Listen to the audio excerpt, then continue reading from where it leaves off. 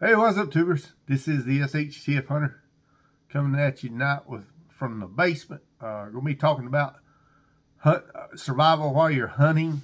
A couple weeks ago, I set out to make a small survival kit, and recent events that happened to my brother-in-law has given me a new outlook and changed my mind about some of the ideas I've had, and and changing my mind about the size of this kit.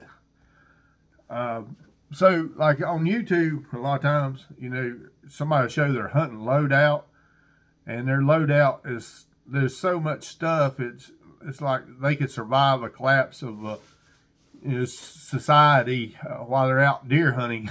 I mean, they'll have like backpacks, front packs, pistol belts, and I think it was a little bit ridiculous. So I wanted to make a small kit for like if you had to stay overnight in the woods.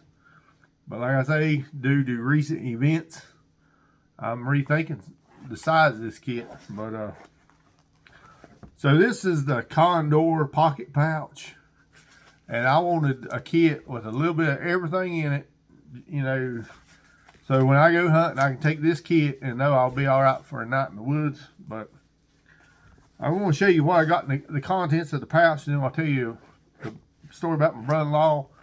And at the end of this video, there's going to be pictures of what's left of my brother-in-law's muzzle loader. It was like a CVA Acura.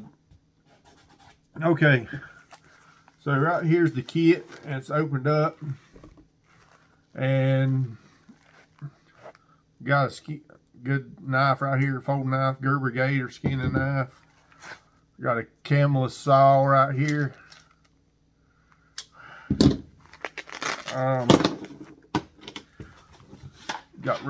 Had room for a Big Bic and I think it's a little Coast Light it's like $8 or $9 at Walmart.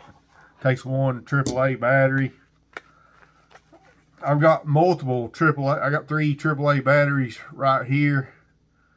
I figured that was probably better used for batteries than it was cartridges. In this pouch, got a hank of 550 cord. Got my 1 liter water bag.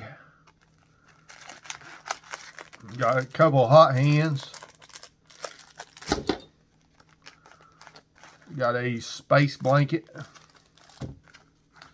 Down here, I got 6 aqua tabs, the chlorine-based aqua tabs for my water bags, purified water. But so that's that kit, and that I think I would do fairly well overnight with this small kit. But so I want to explain to what happened to my brother-in-law.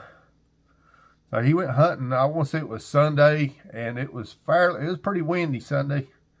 I don't think he climbed up in his tree stand. He actually sat at the base of his tree stand, and a big tree limb broke out from the top and fell down. Luckily, it didn't hit his head. It probably killed him, but it hit his muzzle loader. I'm assuming he was holding on to it with his one hand. He got a broken wrist. I don't know if it concussed him he was I think it addled him. He said it took him a few minutes to figure out what had happened. And his muzzleloader, the stock on the muzzleloader busted all to pieces. So he was able to get to his feet. He said it was getting cold. I don't know if he sat there, laid there, or whatever, but he said it was getting cold. He didn't have a way to make a fire. And he decided, I guess after he got it, I know his knee took a pretty hard lick too.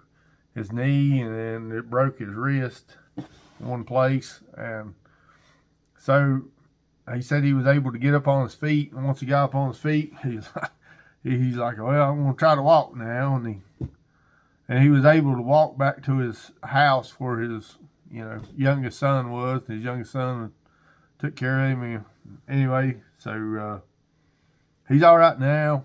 He should have a cast on his wrist by today. But there was a couple failures. One, he did not take his cell phone. Granted, there's not a lot of cell phone signal where he was. A lot of times the cell phone signal, you can still get a text out. You write the text, send it, and as soon as it gets signal, it'll send, you know. So the fact he didn't have no communication device was a failure. Me personally, I almost always have a lighter in the wintertime, fall, winter. I almost always have a lighter or some way to start a fire. So, I mean, he was able to get up and walk out. He didn't have to build a fire. He wasn't that far from his house, but off his leg or something was really broke, or, you know, and all he could do was lay there and build a fire. But we can play the what if game a lot, you know. So in this little overnight kit, I never even showed you no type of medical or first aid gear. Moving forward, I may make this little kit a little bit bigger now, but I'm really thinking about adding at least a tourniquet and probably some stop bleed to the kit. I don't think you can be fully prepared for every scenario, and if you are, you're going to look like one of these YouTube Call of Duty people running around with full battle rifle deer hunting. But anyway, so that was a couple failures on his part. This was probably a failure on my part sometimes, especially during muzzle loading. But if you live in a state where you're allowed to carry a concealed weapon, you probably should. You know, a concealed weapon while you're hunting, or while you're bow hunting or muzzle loading. It wasn't even muzzle loading season, but he had a muzzle loader. My experience with bows and crossbows, they are not great weapons. Do not, you know,